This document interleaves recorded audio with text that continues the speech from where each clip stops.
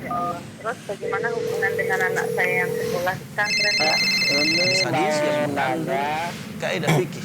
Ya, seperti misalnya innamal a'malu binniyat. Bismillahirrahmanirrahim. Assalamualaikum warahmatullahi wabarakatuh.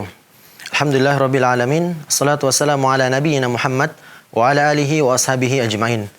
Alhamdulillah segala puji dan syukur hanya kita limpahkan kehadirat Allah Subhanahu wa taala yang pada kesempatan kali ini Allah senantiasa terus memberikan kesempatan kepada kita untuk belajar menuntut ilmu agama guna memperbaiki amalan kita sehari-hari. Kemudian salawat serta salam senantiasa kita curahkan teruntuk Nabi kita Nabi Muhammad sallallahu alaihi wasallam beserta istri-istri beliau, keluarga dan para sahabat serta orang-orang yang mengikuti jejak langkah beliau sampai hari kiamat kelak. Amin ya rabbal alamin. Pemirsa Fatwa TV dimanapun Anda berada dan pendengar radio, alhamdulillah kita kembali berjumpa dalam program live interaktif konsultasi Islam yang diampu langsung oleh guru kita Al-Ustaz Dr. Musyafa Ad-Darini hafizahullahu taala, yang mana beliau merupakan salah satu staf pengajar atau dosen tetap di Sekolah Tinggi Dirasat Islamiyah STDI Imam Syafi'i Jember. Dan pemirsa, alhamdulillah pada kesempatan kali ini beliau telah hadir bersama kita, menemani kita di studio Fatwa TV Jember. Mari kita sapa beliau terlebih dahulu. Assalamualaikum Ustaz. Waalaikumsalam warahmatullahi wabarakatuh. Gimana kabarnya Ustaz? Alhamdulillah bikhair. Gimana antum? Ya? Alhamdulillah sehat Ustaz. Mudah-mudahan para pemirsa juga dalam keadaan baik semuanya. Nah, semoga Allah menjaga Ustaz dan keluarga Ustaz. Amin. Baik pemirsa, live interaktif konsultasi Islam ini dapat pula Anda dengarkan melalui relay radio yang tergabung dalam Asosiasi Radio dan Televisi Islam Indonesia atau RTVC.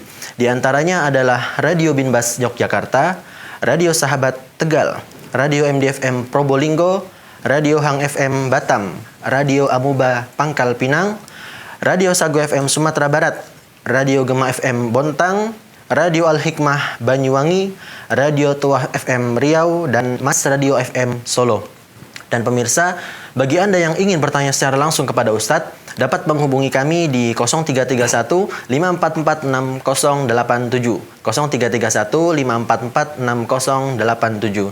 Dan pemirsa, seperti biasa, sebelum kita membacakan pertanyaan-pertanyaan yang sudah masuk ke meja redaksi Fatwa TV, terlebih dahulu kita akan bersama-sama mendengarkan nasihat pembuka dari Ustadz Dr. Musyafa Ad-Darini hafizahullahu taala. Baik Ustadz, silakan Ustadz. Baik. Bismillahirrahmanirrahim. Alhamdulillahirabbil alamin.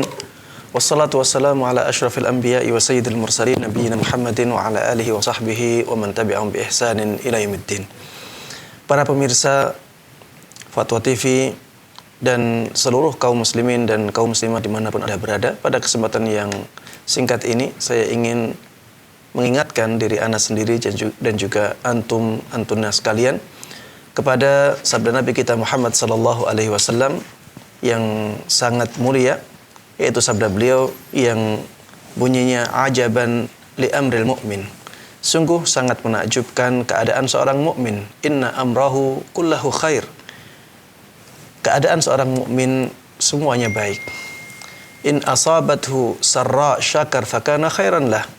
Apabila keadaan lapang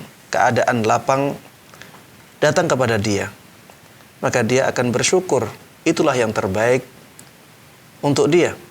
Wa in asabathu dharra sabar fakana khairan lah. Apabila keadaan sempit, keadaan yang tidak baik menghinggapi dia, maka dia bersabar, dan itulah keadaan yang terbaik untuk dia.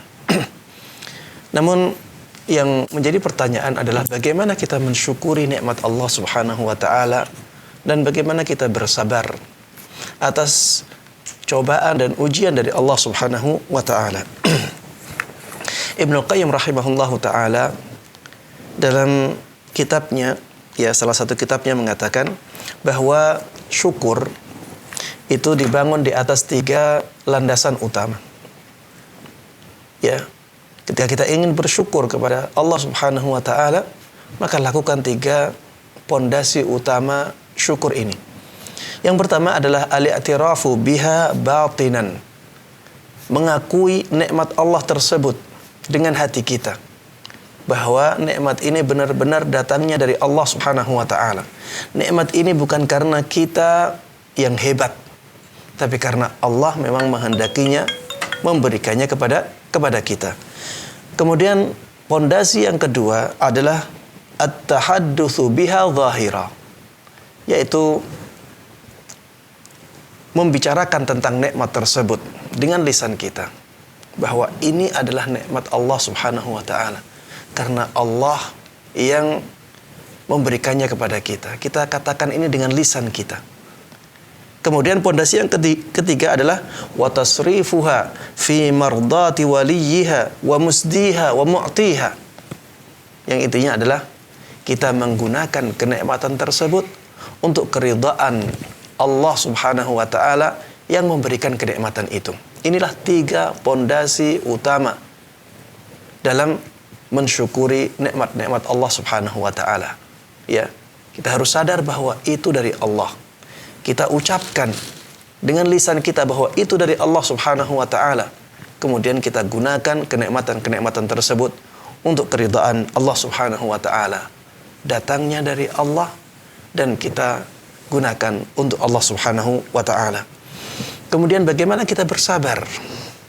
Maka Ibnu Qayyim rahimahullahu taala juga menyebutkan 3 pondasi utama dalam bersabar menghadapi ujian dari Allah Subhanahu wa taala.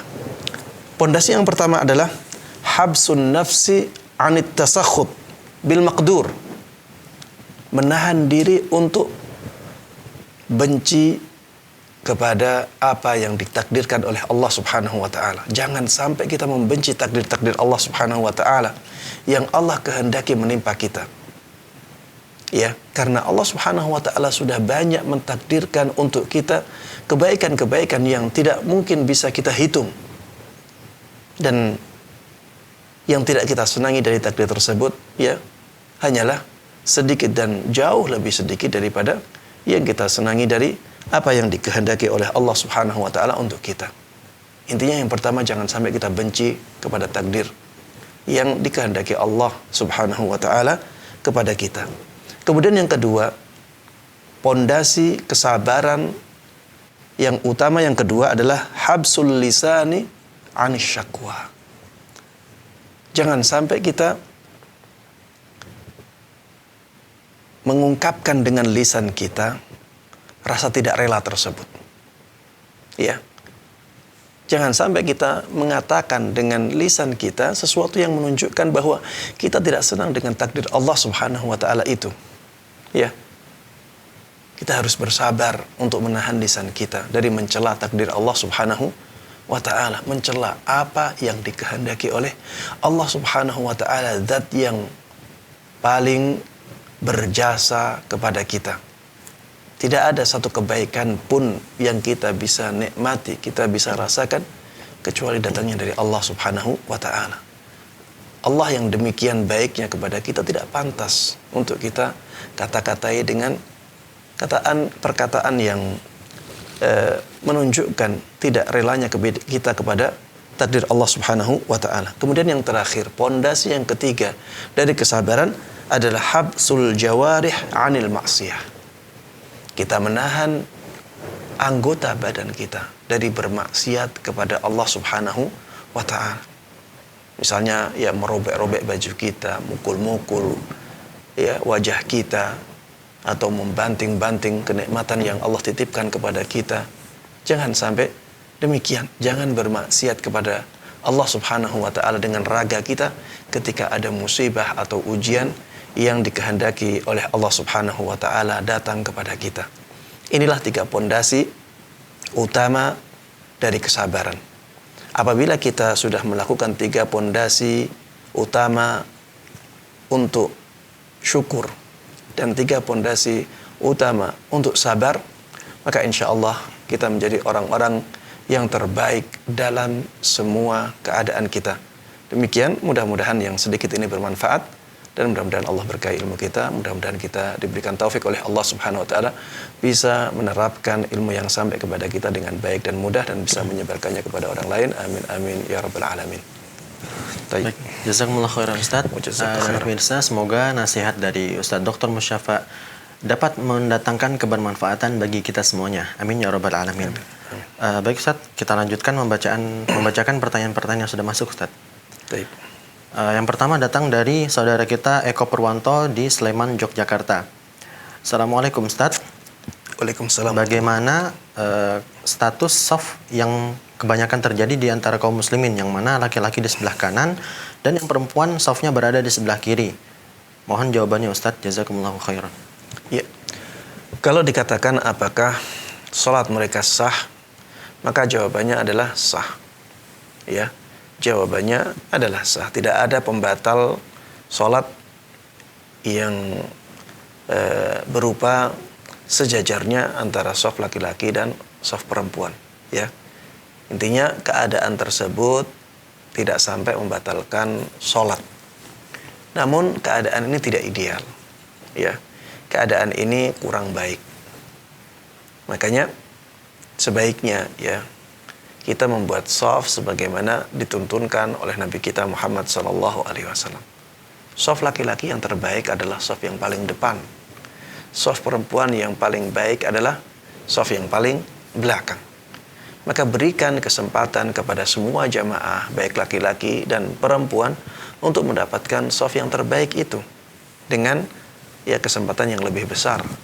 Kalau misalnya ya satu masjid dibagi menjadi 2, setengah shaf untuk laki-laki, setengah shaf untuk perempuan, di sana ada ya kaum muslimin yang seharusnya dia bisa mendapatkan shaf terbaik ya. Yang laki-laki bisa mendapatkan shaf terbaik harusnya lebih banyak. Yang sekarang hanya setengah masjid seharusnya bisa satu shaf full ya, yang mendapatkan shaf terbaik untuk laki-laki. Begitu pula untuk perempuan, harusnya ada satu shaf full yang merupakan shaf terbaik untuk perempuan, yaitu shaf yang paling akhir. Ya, maka kalau bisa diubah, maka itu yang terbaik. Ubahlah shaf ini dengan shaf depan belakang, yang depan laki-laki, yang belakang perempuan. Ini juga semakin menjauhkan fitnah antara jamaah laki-laki dengan jamaah perempuan, dan itulah hikmah yang paling utama kenapa shaf dijadikan sebisa mungkin jaraknya menjadi jauh ya. Makanya dikatakan shaf yang paling utama bagi laki-laki adalah shaf terdepan, sedangkan shaf yang paling utama bagi perempuan shaf terbelakang. Ini hikmahnya apa? Agar saling menjauh ya, agar tidak semakin mendekat ya. Maka hendaklah kita berusaha sebisa mungkin untuk melakukan ini ya, kecuali kalau keadaannya darurat. Allah taala alam. Insyaallah. Jazakumullah khairan Ustaz. Dan itu Jazakallah tadi jawaban untuk Bapak Eko Purwanto di Sleman, Yogyakarta. Baik pemirsa Fatwa TV dan pendengar radio dimanapun Anda berada, kembali kami mengingatkan bagi Anda yang ingin bertanya langsung kepada Ustadz, dapat menghubungi kami di 0331 544 6087, 0331 544 6087. Baik, sudah ada penelpon yang bergabung Ustadz. Assalamualaikum Fatwa TV. Waalaikumsalam warahmatullahi wabarakatuh. Dengan Bapak siapa di mana Pak? Dengan Pak Rahmat di Bekasi. Pak Rahmat di Bekasi, silakan Bapak. Assalamualaikum warahmatullahi wabarakatuh Ustaz. Waalaikumsalam warahmatullahi wabarakatuh. Ya, Gini Ustaz, gimana ya kita untuk menentukan kalau yang terjadi pada diri kita itu yang terbaik dari Allah? Gini misalnya Ustaz, contohnya ada orang bercerai ya. Kan setahu saya cerai itu kan abghadul halal ilallah, tolak itu Ustaz ya, kalau nggak salah. baik. Tolak itu kan abghad meskipun halal tapi dibenci oleh Allah gitu. Tapi dia setelah cerai itu Halo? Halo Pak Rahmat? Baik, sepertinya terputus Ustaz. Baik. Ya, tadi disampaikan oleh Pak Rahmat ya, tapi qadarullah ma syaa fa'al, ada pertanyaan yang belum tersampaikan. Tapi beliau menyampaikan hadis yang masyhur, abghadul halal ilallahi at-talaq. Perkara yang halal yang paling dibenci oleh Allah Subhanahu wa taala adalah talak. Ya, hadis ini hadis yang lemah ya. Hadis ini hadis yang lemah dan maknanya pun tidak benar ya. Dari sisi makna tidak benar karena tidak semua keadaan talak itu dibenci oleh Allah Subhanahu wa taala. Ada talak yang wajib. Ya. Ada talak yang diwajibkan. Dan sesuatu yang diwajibkan dia tidak dibenci oleh Allah Subhanahu wa taala, apalagi dikatakan paling dibenci oleh Allah. Tidak demikian. Ya. Kemudian ada talak juga yang disunnahkan. Dianjurkan untuk ditalak ya istrinya. Ada talak yang mubah, ada talak yang makruh, ada talak yang diharamkan sebagaimana dijelaskan oleh para ulama, sehingga hadis tersebut ya tidak bisa kita terima sebagai sandaran. Namun tolak itu keadaannya ya berbeda-beda. Kalau dia sampai pada derajat wajib, ya berarti talak itu dicintai oleh Allah Subhanahu wa taala. Kalau derajat haram, ya berarti talak itu dibenci oleh Allah Subhanahu wa taala. Sesuai dengan keadaannya, hukumnya mengikuti keadaan tersebut. Allah taala alam. Baik, Ustaz, kita lanjutkan pertanyaan yang selanjutnya. Ini ada pertanyaan dari seorang istri di Sukabumi, Ustaz. Tapi sebelumnya ada telepon, Ustaz, kita terima terlebih dahulu. Assalamualaikum Fatwa TV. Waalaikumsalam. Baik, dengan Bapak siapa di mana, Pak? Pak Mamat dari Tasikmalaya. Pak Mamat dari Tasik, silakan Bapak. Ya, mau tanya nih masalah sholat. Ya. Imam kan biasa kalau walabdulin itu terus Robi Firly. Ya. Waalaikumsalam. Pak Mamat, Halo, mau tanya soal sholat tuh ya. Iya. Kalau imam suka setelah walabdulin Robi Firly, bagaimana reaksi kita yang paling baik gitu? Baik. Satu, keduanya kan Iya. ya masalah kunut, bagaimana reaksi kita yang paling baik? Taib.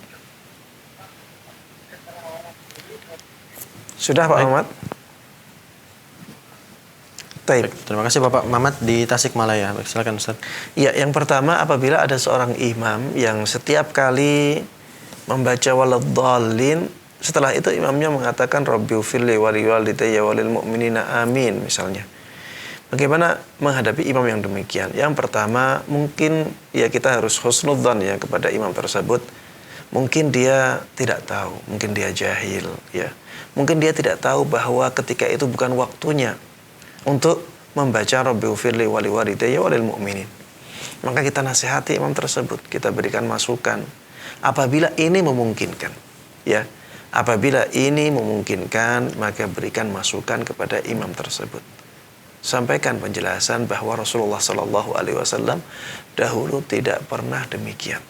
Ya, Rasulullah Sallallahu Alaihi Wasallam tidak pernah memberikan contoh kepada kita membaca Rabbighfirli wa liwalidayya wa lil mu'minin di dalam sholat setelah membaca waladhdallin. Akan tetapi yang diperintahkan oleh Rasulullah Sallallahu Alaihi Wasallam untuk kita baca dan dibaca oleh imam adalah ucapan amin setelah waladhdallin. Jadi waladhdallin langsung amin. Tidak kita baca dulu Rabbighfirli wa liwalidayya wa lil mu'minina amin. Kalau di luar sholat mungkin tidak ada masalah seperti itu, asalkan tidak dijadikan sebagai sunnah, tidak dijadikan sebagai sesuatu yang menjadi rutinitas kita dan dianggap mempunyai keutamaan khusus ya, atau ada anjuran khusus dalam masalah itu ya. Tapi kalau di dalam sholat tidak boleh kita membuat-buat bacaan sendiri pada tempat-tempat yang sudah ditentukan bacaannya oleh Rasulullah Sallallahu Alaihi Wasallam. Ini yang pertama, sampaikan masukan ini kepada dia. Taib.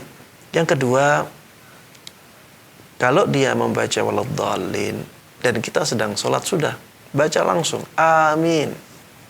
Ya, walaupun dia membaca Rabbighfirli tidak ada masalah. Waladhdallin kita langsung baca amin. Tidak usah menunggu dia sampai Rabbighfirli wa liwalidayya wa lil mu'minina amin. Tidak usah menunggu aminnya imam, karena imam di situ salah. Ya. Memang hadisnya mengatakan idza ammanal imamu fa aminu.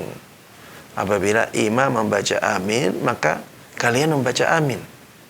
Ya, seakan-akan kita nunggu imam dulu membaca amin ya, walaupun tidak sampai selesai, kemudian kita baca amin. Seakan-akan hadisnya seperti itu. Tapi kan ini imamnya melakukan kesalahan. Imam tidak langsung membaca amin setelah membaca waladdallin. Maka kita amalkan hadis yang lain. Idza qala waladdallin faqulu amin. Bacalah langsung amin ketika kita telah mendengar waladdallin dari seorang imam. Ya. Taib, ini masalah yang pertama. Pertanyaan yang kedua tentang qunut, bagaimana kita menyikapinya. Ya, yang pertama kita harus tahu bahwa khilaf atau perbedaan pendapat di antara para ulama dalam masalah qunut ini perbedaan pendapat yang harus ada toleransi di sana. Ini khilaf yang dikatakan oleh para ulama khilafun mu'tabar. Ya, ini khilaf yang diakui oleh para ulama karena memang khilaf ini sudah terjadi sejak zaman dahulu. Para imam ada perbedaan pendapat di sini. Imam Abu Hanifah menyatakan tidak ada qunut. Imam Malik mengatakan ada qunut. Imam Syafi'i mengatakan ada qunut. Imam Ahmad mengatakan tidak ada qunut. Ada khilaf di tengah-tengah imam 4. Dan ketika mereka khilaf, mereka saling menghormat. Tidak ada saling mencela di antara mereka. Maka ikutilah bagaimana adab khilaf yang dilakukan oleh para imam tersebut. Kita juga demikian. Walaupun kita ada perbedaan pendapat seperti ini dan kita tahu itu khilaf yang sudah ada sejak zaman dahulu, kita harus toleran. Tidak boleh saling mencela, tidak boleh saling merendahkan, tidak boleh menjadikan ini khilaf dalam masalah ini sebagai sebab kegaduhan. Ya, kalau imamnya qunut, maka kita mengaminkan. Kalau imamnya tidak qunut, ya sudah, tidak usah qunut. Jangan sampai kita memaksakan praktek ibadah kita ketika kita menjadi makmum. Imamnya tidak qunut, kita qunut sendiri. Ini bukan cara yang benar ya dalam bermakmum dengan seorang imam. Kita rela menjadi makmum, kita ikuti imam tersebut selama masih dalam ranah ijtihadiyah. Ya. Kemudian nanti kalau ada imamnya kunut, makmumnya tidak mau kunut, tidak mau mengangkat tangan. Ini juga ya sesuatu yang kurang pantas ya untuk terjadi di tengah-tengah masyarakat yang heterogen. Tapi harusnya kita saling menghormati. Imamnya kunut, maka angkat tangan kita, aminkan doanya. Ini adalah masalah ijtihadiyah. Imam melakukannya karena menganggap itu disunnahkan. Itu ajaran Nabi Muhammad SAW. Walaupun menurut kita hal tersebut tidak sesuai dengan keyakinan kita, dengan dalil yang menurut kita lebih kuat, tapi menurut imam itu sesuai dengan pendapat yang benar. Itu sesuai dengan dalil yang menurut dia lebih kuat. Maka ya ikuti dia. Sebagaimana kita mengikuti imam misalnya di rakaat kedua, kita sedang rakaat pertama, kita mengikuti imam ketika tahiyat awal, ya tasyahud. Di tasyahud awal itu, walaupun kita sedang di rakaat pertama dan imam di rakaat kedua, kita di rakaat pertama tasyahud. Padahal sebenarnya kalau kita tidak bermakmum, kita tidak boleh tasyahud di rakaat pertama. Ya. Begitu pula melakukan tasyahud lebih dari 2 kali dalam sholat maghrib. Tidak boleh kalau kita sholat sendirian. Tapi kalau kita sholat bersama imam, kita bisa sampai tasyahud 4 kali. Ya, karena keadaan kita sebagai makmum, maka kita mengikuti imam ketika itu. Dan imam melakukan sesuatu yang dibenarkan oleh syariat. Seseorang dibolehkan mengikuti persangkaan dia terhadap dalil. Kalau menurut dia dalilnya kuat, dia ikuti, maka itu dibolehkan bagi dia. Maka kita juga harusnya mengikuti imam tersebut dalam masalah-masalah ijtihadiyah seperti ini. Jangan sampai kita menjadikan hal-hal yang seperti ini menjadi sebab perpecahan di tengah-tengah umat. Ya, wallahu ta'ala. Insyaallah, jazakumullah khairan Ustaz. Dan terima kasih kepada Bapak Muhammad yang sudah bertanya. Semoga dapat menjawab pertanyaan Bapak Muhammad tadi. Baik, selanjutnya sudah ada penelpon yang bergabung. Kita akan sapa terlebih dahulu. Assalamualaikum Fatwa TV. Waalaikumsalam warahmatullahi wabarakatuh. Baik, dengan Bapak siapa di mana? Saya dengan Hilmi di Cilegon. Baik, silakan Bapak Hilmi. Iya. Sebelumnya, afwan ini Ustaz, tadi mungkin kata operator kalau pertanyaan tentang muamalah tadi sore ya. Cuman saya minta izin Ustaz mau tanya, berhubung tadi sore juga saya belum pulang kerja. Jadi ringkasnya saya mau bertanya tentang hukum jual beli emas dengan akad istisna, Ustaz. Jadi ringkasnya itu saya bekerja di sebuah perusahaan begitu. Perusahaan itu ingin memberikan hadiah kepada karyawannya berupa emas sebesar 0,5 gram gitu ya. Sekitar mungkin 500 keping.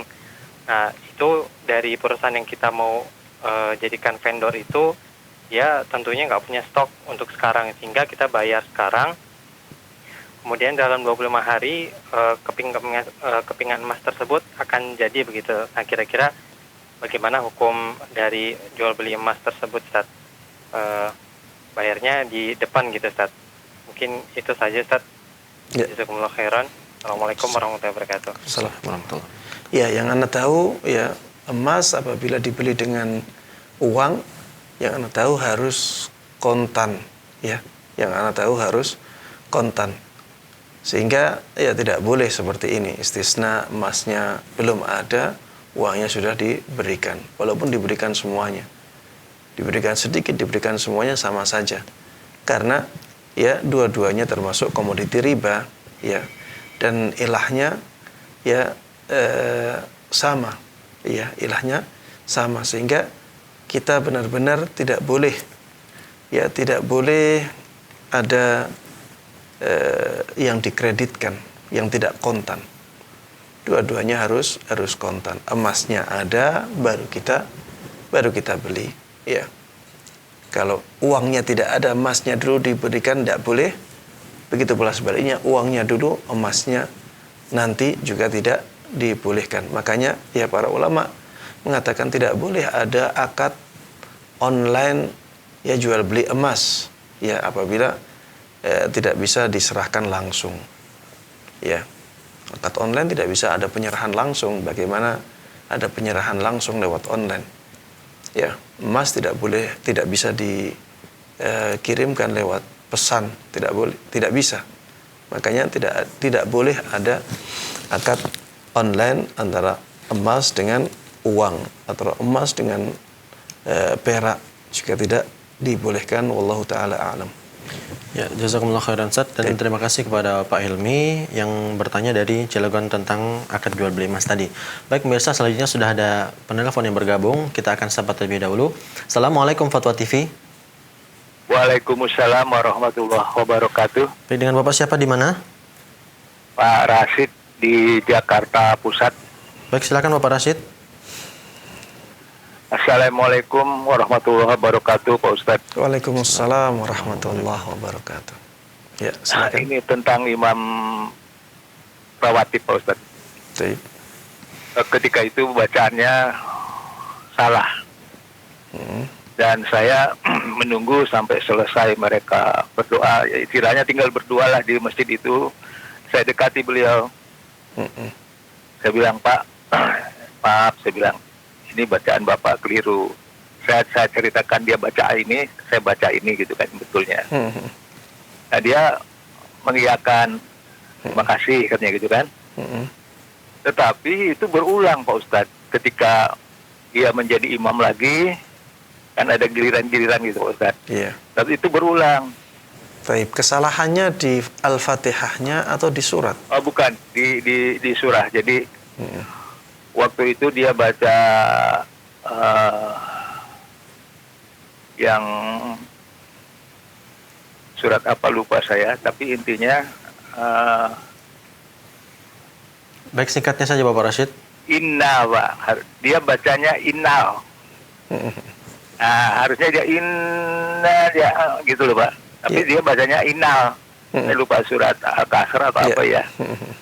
Nah, itu saya sampai 2 kali, tetap aja tidak ada perubahan. Nah, ini yang kedua, Pak Ustadz. Ini ada juga Imam Rawatib di masjid yang lain. Kebetulan saya kenal juga. Nah, kesalahan dia belum apa-apa dia sudah mengkat saya. Ntar dulu katanya. Harusnya kan wajah ali, dia bacanya wajah alni, Pak. Nah, itu. Tapi dia sudah ntar dulu, ini ada 2 nih. Saya pikir nih orang belum dicek apa belum apa gitu, dia kok sudah ya kayaknya arogan gitu loh, Pak. Baik. Nah, karena itu saya tidak lagi, malah saya walaupun dia salah lagi, Pak Ustadz, waj'alni, padahal yang benar waj'ali gitu loh. Baik. Sudah? Terima kasih Pak Ustadz. Ini bagaimana selanjutnya sebetulnya yang berhak menegur itu siapa gitu loh, apa Baik. dewannya, apa yang lebih tua, apa? Saya kan jemaah biasa gitu. Iya. Terima kasih Pak Ustadz. Assalamualaikum warahmatullahi wabarakatuh. Waalaikumsalam warahmatullahi wabarakatuh. Iya. Yang pertama yang ingin Ana singgung di sini adalah tentang penentuan imam. Ya. Di dalam hadis Nabi Muhammad SAW sudah ada ketentuan siapa yang paling berhak untuk menjadi imam di sebuah masjid. Tidak disebutkan di situ yang pertama kali adalah orang yang paling tua. Tapi yang disebutkan di situ adalah ya ummukum aqra'ukum li kitabillah. Yang pantas mengimami kalian adalah orang yang paling banyak hafalan Al-Qur'annya. Ya tentunya di sini tidak bisa diabaikan masalah cara membacanya. Ya, di samping dia paling banyak hafalan Al-Qur'annya, dia bacaan Al-Qur'annya juga sudah baik. Ya. Bacaan Al-Qur'annya juga sudah baik. Inilah yang harusnya paling pantas menjadi seorang imam di sebuah masjid walaupun dia masih muda. Walaupun dia masih kecil. Kalau dia adalah orang yang paling banyak hafalan Al-Qur'annya dan bacaannya baik, maka dialah yang paling pantas untuk menjadi imam di sebuah masjid. Dan ini menjadi koreksi ya bagi banyak masjid dalam penentuan imam. Seringkali ya juga saya seringkali mendapati masjid-masjid yang sebenarnya punya kader-kader yang sangat bagus dalam bacaan Al-Qur'an, tapi mereka tidak dipakai. Yang dipakai adalah orang-orang tua dari generasi dahulu yang bacaan Al-Qur'annya masih sangat tidak pantas lah untuk menjadi imam. Ya harusnya yang seperti ini diganti dengan generasi-generasi baru yang mereka bacaan Al-Qur'annya jauh lebih baik ya. Untuk mengedepankan orang yang tua bisa di kesempatan lain, bukan di imam, bukan tempatnya untuk di imam. Untuk mengisi kajian mungkin ya yang lebih tua, mungkin lebih banyak ilmunya. Ya. Tapi untuk menjadi imam maka ketentuannya adalah orang yang paling banyak hafalan Al-Qur'annya dan tentunya yang bacaannya sudah baik. Kemudian yang kedua tentang pertanyaan tadi, bagaimana menghadapi imam yang demikian? Yang jelas ketika kita mendengar imam melakukan kesalahan atau dia salah baca atau dia lupa, maka semua makmum berhak untuk mengingatkan imamnya. Walaupun dia anak kecil. Ya, namun kita juga harus menjaga agar tidak ada suara yang malah membingungkan imam. Kalau misalnya ada satu orang yang sudah mengingatkan, sudah cukup dia. Ya. Kalau misalnya tidak ada yang mengingatkan, kita bisa mengingatkan, maka ingatkan. Kecuali kalau kita tidak mungkin lagi mengingatkannya. Misalnya kita softnya di belakang jauh. Kalau kita mengatakan atau mengingatkan imamnya, maka imam tidak akan bisa mendengar dengan baik. Sudah, ya biarkan. Tapi kalau misalnya kita dekat dengan imam, walaupun kita orang biasa, maka kita yang berhak mengingatkan imam ketika di dalam sholat. Adapun menunggu imam untuk selesai membaca bacaannya setelah sholat baru diingatkan, ya maka ini malah kurang baik. Tapi kalau misalnya di dalam sholat diingatkan, imamnya tidak bisa, setelah sholat diingatkan lagi, maka ini baik. Tapi kalau di dalam sholatnya malah ditinggalkan, kemudian baru mengingatkannya ketika selesai sholat, maka ini malah yang kurang baik. Kalau misalnya ketika di dalam sholat imamnya tidak bisa membenarkan bacaannya, kemudian kita ingatkan setelah sholat ya agar bacaannya benar, maka itu yang baik. Taib. Kemudian kesalahan imam apabila tidak di Al-Fatihah yang merupakan rukun sholat, maka tidak akan mempengaruhi keabsahan sholat seseorang. Kalau kesalahannya di selain Al-Fatihah, ya. Maka kesalahan-kesalahan yang seperti itu tidak mempengaruhi ya sahnya sholat dia dan sholat para jamaah. Jadi ingatkan ingatkan dia tentang bacaan yang benar. Kalau diterima, alhamdulillah. Kalau tidak diterima, kita mungkin bisa gunakan orang lain agar mengingatkan dia. Dan kita tidak bisa memaksa orang lain untuk melakukan kebenaran. Yang kita bisa adalah mengingatkan dia. Kalau diterima, alhamdulillah. Tidak, maka kita sudah menggugurkan kewajiban kita mengingatkan orang lain. Allah Ta'ala alam. Jazakumullah khairan Ustaz. Dan itu tadi jawaban untuk Bapak Rosyid di Jakarta Pusat. Baik pemirsa, bagi Anda yang ingin bertanya secara langsung kepada Ustaz, dapat menghubungi kami di 0331 544 6087, 0331 544 6087. Baik pemirsa, sudah ada telepon yang bergabung lagi bersama kami. Kita akan sapa terlebih dahulu. Assalamualaikum Fatwa TV. Waalaikumsalam warahmatullahi wabarakatuh. Dengan Bapak siapa di mana, Pak? Saleh Haji di Bengkulu. Bapak Saleh Haji Bengkulu, silakan Bapak. Ya, baik Ustaz. Saya ingin bertanya tentang hadis yang amalnya terputus kecuali 3. Yaitu amal jariah, ilmu yang bermanfaat, anak yang soleh. Nah, saya bertanya, apa definisi atau pengertian amal jariah? Apakah kalau kita menyumbang operasional masjid termasuk amal jariah, atau kita sodako ke fakir miskin termasuk amal jariah? Tolong penjelasan tentang amal jariah, Ustaz. Yang kedua, tentang ilmu yang bermanfaat. Apakah kalau kita mengajarkan ilmu selain ilmu agama, ilmu dunia, ilmu matematika misalnya, itu untuk bermanfaat, apakah itu termasuk ilmu yang bermanfaat di dalam hadis tersebut? Ya, demikian. Syukron. Wassalamualaikum warahmatullahi wabarakatuh. Waalaikumsalam warahmatullahi wabarakatuh. Iya. Untuk yang pertama, ya idza matal, hadisnya adalah hadis yang sangat masyhur, idza matal insan inqata'a anhu amaluhu illa min thalath, shadaqatin jariyah. Ketika manusia mati, maka semua amalnya menjadi terputus kecuali 3 amalan. Amalan yang pertama adalah shadaqah jariyah, sedekah jariyah. Sedekah jariyah ini maksudnya adalah amalan infak yang bisa terus diambil manfaatnya setelah orang tersebut meninggal. Ya. Ini yang dimaksud dengan sedekah jariyah. Kalau kita bahasakan lebih sederhana, ya wakaf. Wakaf. Ya, itulah shadaqatun jariyah. Itulah sedekah jariyah. Tapi kalau misalnya kita berinfak, kemudian setelah itu digunakan habis, maka ini bukan sedekah jariyah.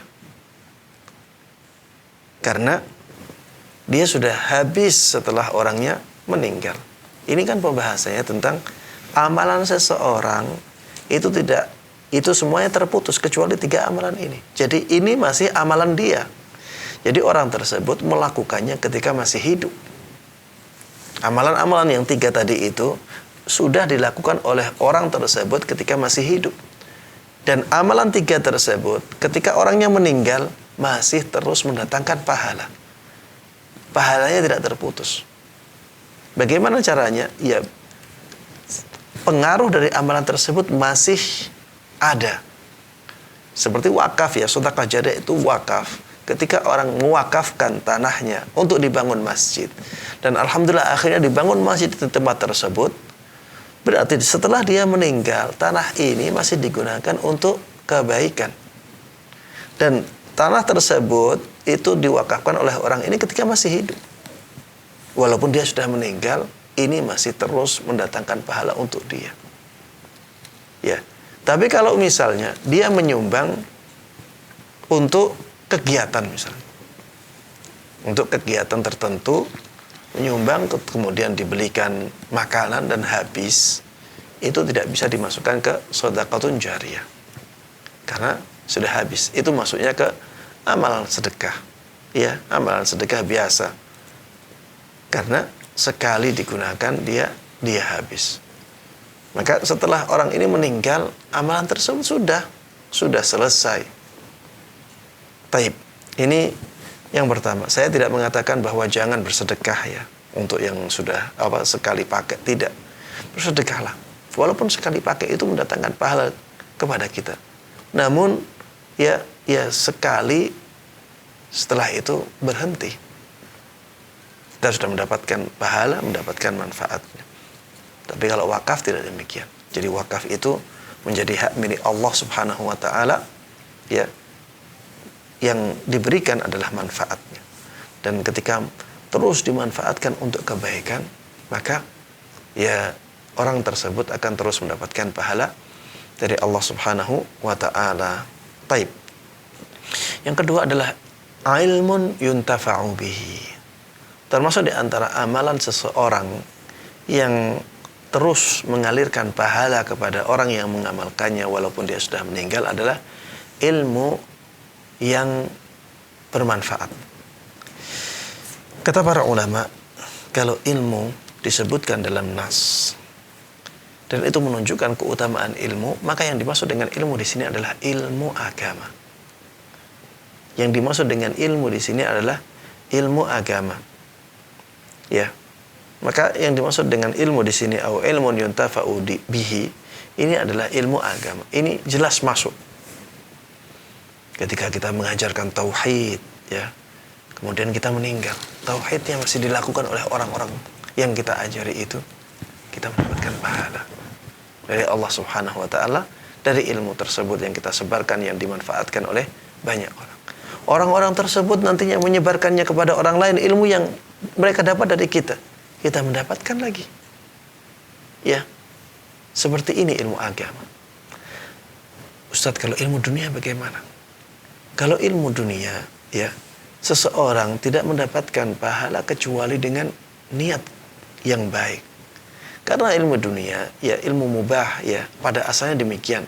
Memang ada ilmu-ilmu dunia yang menjadi fardu kifayah. Tapi pada asalnya ilmu dunia itu ilmu yang mubah.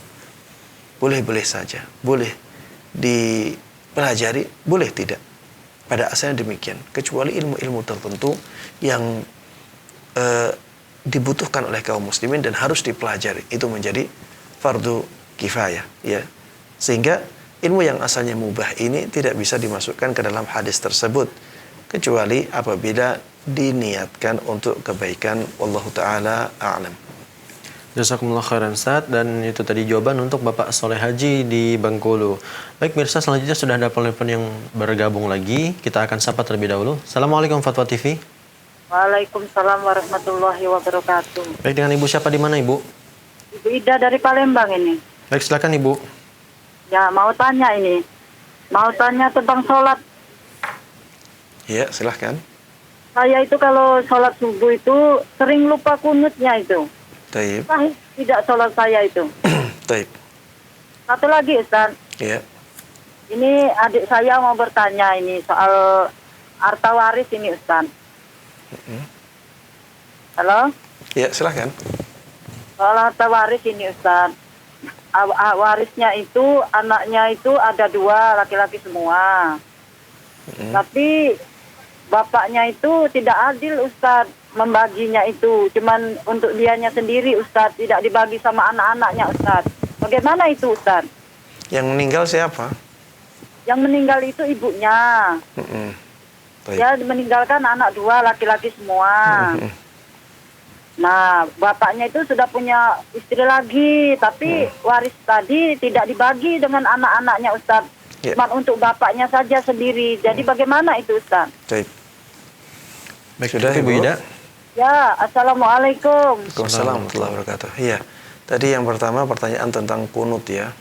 Dan sudah saya singgung di awal tadi bahwa masalah kunut ini masalah yang diperselisihkan oleh para ulama sejak zaman dahulu. Dan kita harus toleran dalam masalah ini. Ya. Kalau pertanyaan diajukan kepada saya, maka saya akan menyampaikan apa yang menurut saya dalilnya lebih kuat. Ya, dan yang saya lihat dalilnya lebih kuat adalah pendapat yang mengatakan bahwa kunut subuh itu tidak disyariatkan. Kunut subuh itu tidak disyariatkan. Ya. Jadi kalau kita sholat subuh, ya, maka kita tidak perlu kunut subuh. Kita tidak perlu kunut subuh.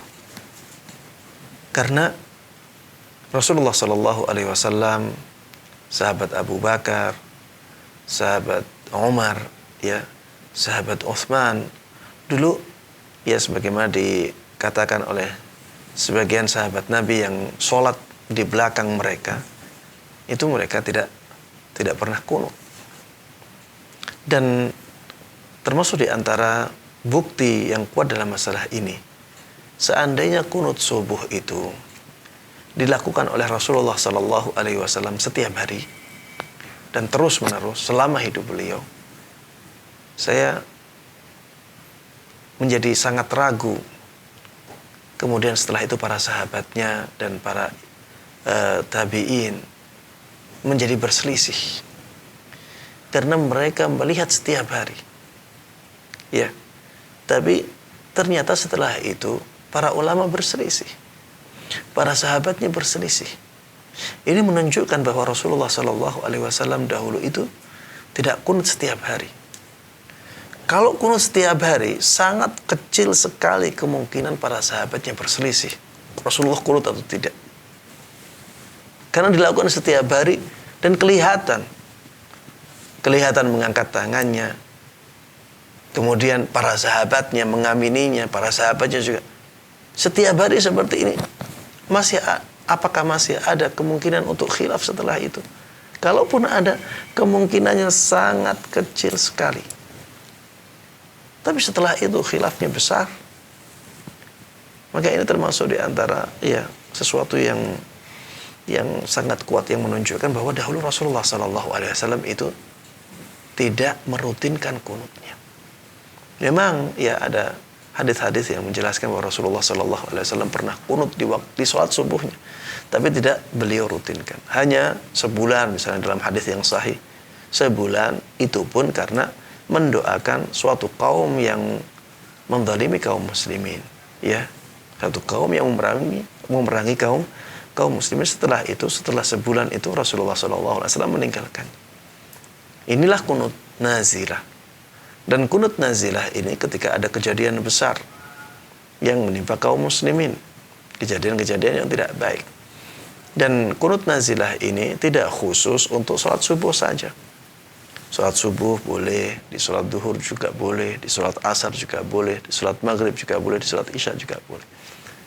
Dan termasuk di antara yang menunjukkan bahwa kunut subuh ini tidak disyariatkan untuk dirutinkan adalah kenyataan bahwa tidak ada riwayat yang sahih, yang kuat, yang menunjukkan bahwa doanya Rasulullah Sallallahu Alaihi Wasallam ketika kunut subuh itu doa ini, doa tertentu. Tidak ada. Yang ada, yang digunakan saat ini adalah doa untuk kunut witir. Doa untuk kunut witir. Ya, itu yang dipakai untuk kunut subuh. Padahal sholat witir itu sholat di malam hari dan di akhir malam. Kenapa kok malah yang doa tersebut yang dipakai? Mana riwayat tentang kunut subuhnya Rasulullah Sallallahu Alaihi Wasallam? Redaksi kunut subuhnya Rasulullah di mana? Ternyata kita kesulitan untuk mendapatkan riwayat tersebut, ya. Dan ini sebagai penguat saja, ya. Saya tidak mengatakan bahwa yang berkunut subuh itu sesat, menyimpang. Tidak demikian. Kita harus benar-benar adil dalam menyikapi khilaf-khilaf yang seperti ini. Apa yang kita yakini kita sampaikan tanpa mencela pendapat yang lain atau merendahkannya. Wallahu taala a'lam.